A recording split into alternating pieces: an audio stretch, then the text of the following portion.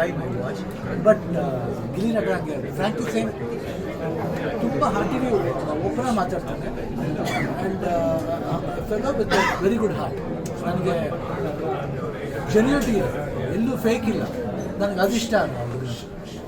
ಎಲ್ಲ ಕಡೆ ಗಿಲ್ಲಿ ಕಡೆ ಸಿನಿಮಾಗಳು ಪ್ರಚಾರ ಮಾಡ್ದಂಗೆ ಮಾಡ್ತಿದ್ದಾರಂತೆ, ಗೆಲ್ಲಬೇಕು ಆ ಥರ ಈ ಥರ ಅಂತ. ಒಬ್ಬ ಒಳ್ಳೆ ವ್ಯಕ್ತಿಗೆ ಅದೇನು ಬೇಕಾದ್ರೆ 100% ನ್ಯಾಚುರಲ್ ಸಿಗುತ್ತೆ.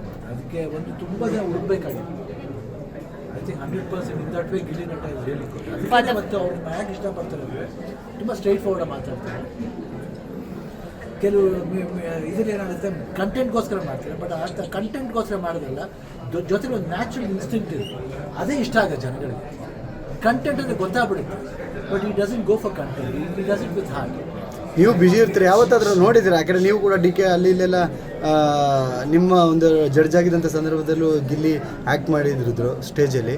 ಸೊ ಬಿಗ್ ಬಾಸ್ ಎಲ್ಲ ಆಟ ಆಡ್ತಿರೋದು ಏನಾರು ನೋಡಿದ್ರಾ? ನೀವು ಬ್ಯುಸಿ ಇರ್ತೀರಾ? ನೋಟಿಸ್ ಮಾಡಲ್ಲ, ಬಟ್ ಐ ಕ್ಯಾನ್ ಇಮ್ಯಾಜಿನ್. ನಾನು ಇವಾಗ ಇಮ್ಯಾಜಿನ್ ಮಾಡುವಾಗ ಹೆಂಗೆ ಆಡ್ಬೋದು ನಾನು ಇಮ್ಯಾಜಿನ್ ಮಾಡಿ. ಬಿಕಾಸ್ ನಮ್ಮ ಕೋಪನೂ ಇದೆ, ಸಾಫ್ಟ್ನೆಸ್ಸು ಇದೆ, ಆಮೇಲೆ ಏನಂತೀವಿ ಒಂಥರ ನಾಟಿನೆಸ್ ಇದೆ. I think in all that is very good. ನಾಳೆ ಇಲ್ಲ ನಾಡಿದ್ದೆ ಫಿನಾಲೆ ಅಣ್ಣ, ಗೆಲ್ಬೋದು ಅಂತ ಅನ್ಸುತ್ತೆ ನಿಮಗೆ ಆತನ ನೋಡಿರೋದ್ರಿಂದ? ಅವರೇ ಗೆಲ್ಲೋದಿಲ್ಲ.